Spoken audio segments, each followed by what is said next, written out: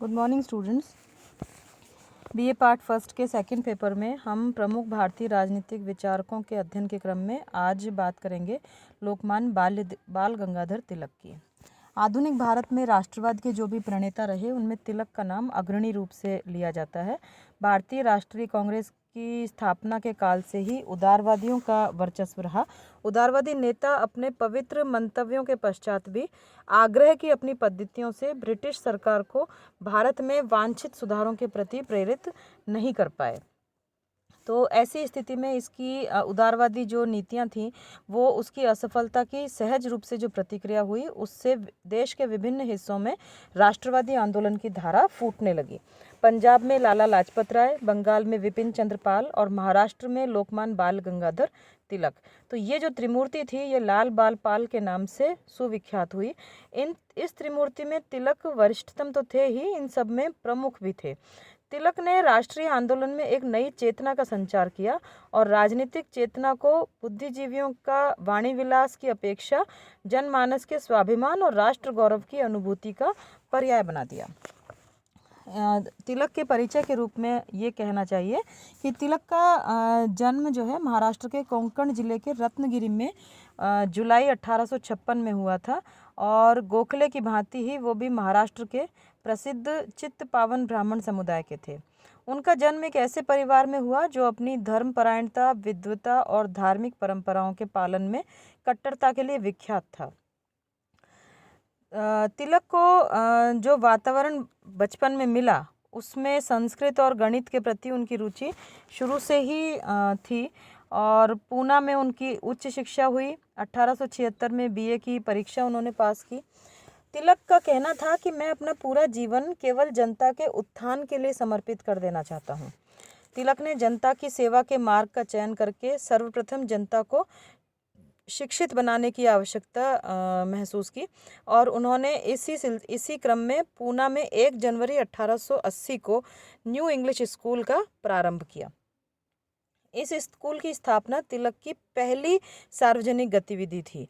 तिलक, आगरेकर और चिपलुनकर के प्रयत्नों से स्कूल ने बहुत अच्छी प्रगति की और 15 वर्षों में ही छात्रों की संख्या जो है वो 1000 से भी अधिक हो गई। परीक्षा परिणाम की दृष्टि से भी यह स्कूल जो है अग्रणी रहने लगा। तिलक ने यह अनुभव किया कि देश में जनता को जागृत करके उसे राष्ट्रीय आंदोलन का सक्रिय भागीदार बनाए बिना कोई भी क्रांतिकारी परिवर्तन संभव नहीं था। इस हेतु तिलक ने राष्ट्रीय जागृति और जनता को शिक्षित करने के उद्देश्य से समाचार पत्रों के प्रकाशन का निश्चय किया। 1881 में उन्होंने अंग्रेजी में मराठा और मराठी में केसरी का प्रकाशन प्रारंभ किया।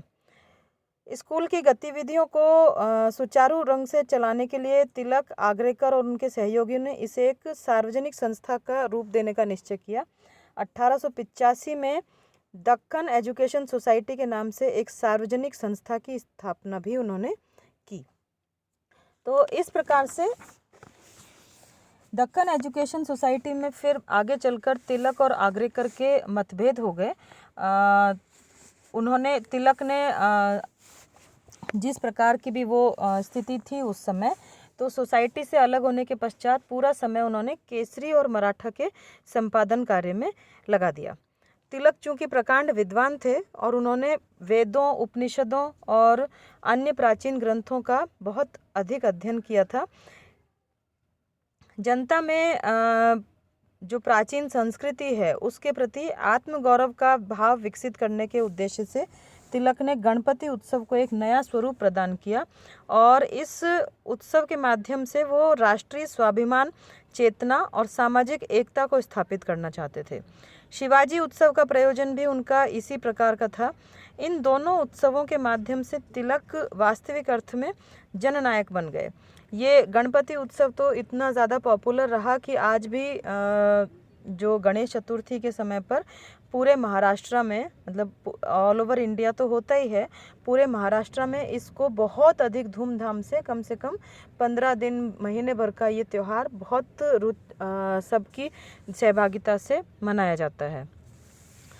तो इस प्रकार से 1889 में तिलक भारतीय राष्ट्रीय कांग्रेस में शामिल हुए।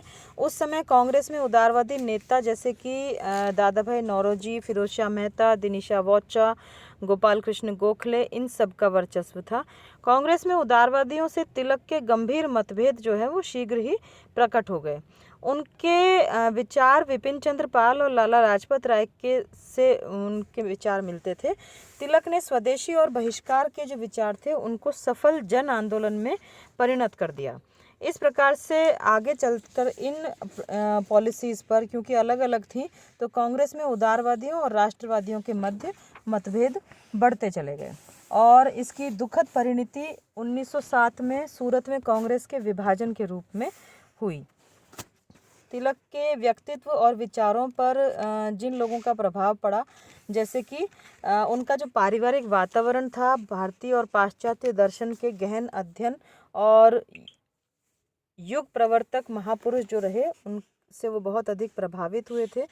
तिलक शिवाजी जैसे ऐतिहासिक चरित्रों की गौरव गाथा से बहुत प्रभावित हुए और उनका ये मानना था कि जो भी विचार हैं वो तात्विक आधार भारतीय संस्कृति और दर्शन से निर्धारित हों। गीता की आध्यात्मिकता और कर्म योग को उन्होंने अपनी कार्यशीलता का आधार बनाया। तो तिलक के राजनीतिक विचार जो हैं उनको बिंदुवार हम देख लेते हैं। व्यक्ति की स्वतंत्रता की आध्यात्मिक धारणा पर उन्होंने बात की, जैसे कि तिलक व्यक्ति के व्यक्तित्व पर बाध्यकारी नियंत्रणों को अनैतिक मानते थे।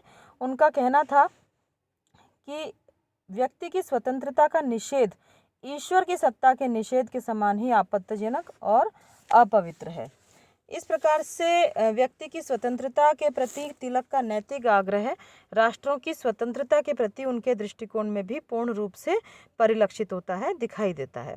राज्य के प्रयोजनों के संबंध में उपयोगितावादी जो तर्क हैं उनका उन्होंने विरोध किया कि अधिकतम लोगों का अधिकतम सुख, ये जो पॉलिसी है ये इससे वो सहमत नहीं थे।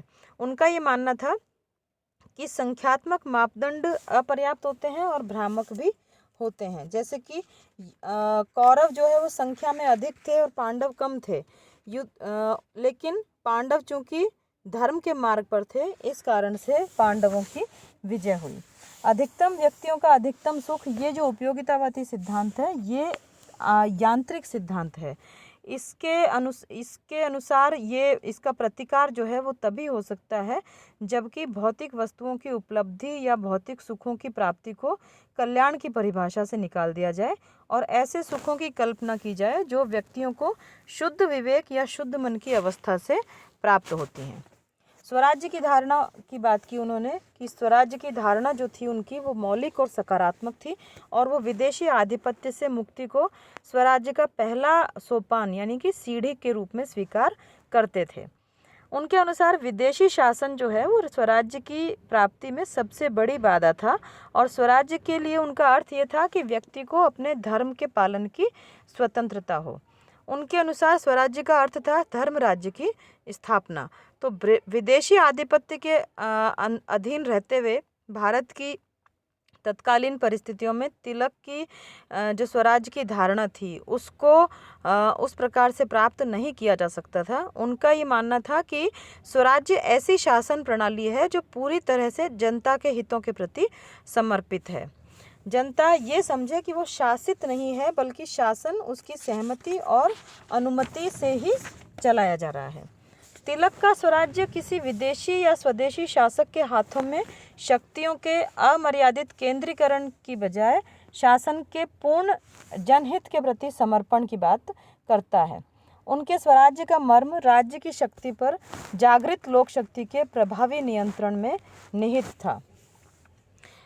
इसके पश्चात जैसे कि वो बोलते हैं कि जिस स्वराज्य की मैं मांग कर रहा हूँ वो किसी या हिंदू मुसलमान या किसी वर्ग विशेष के लिए नहीं होगा, वो पूरी भारतीय जनता के लिए होगा। इस प्रकार का उनका आग्रह था। साधनों के प्रति जो उनका दृष्टिकोण था वो पूरे साधनों के बारे में, जैसे कि वो पूरा उदारवादियों की धीमी चाल और ब्रिटिश जनमत को जागृत करना, इन सब चीज़ों के प्रति वो सहमत नहीं होते थे। 3 यानी कि प्रार्थना, प्रसन्न करना और प्रतिरोध, इससे कुछ नहीं होगा जब तक कि इसके पीछे ठोस शक्ति न हो। उनका ये मानना था कि प्रतिवेदन देने से कुछ नहीं होगा, हमको अपनी शक्तियों को संगठित करना होगा जिससे कि जब हम शासकों के समक्ष अपनी मांगें लेकर उपस्थित हों तो वे उन्हें न मानने का साहस न कर सकें। Thank you.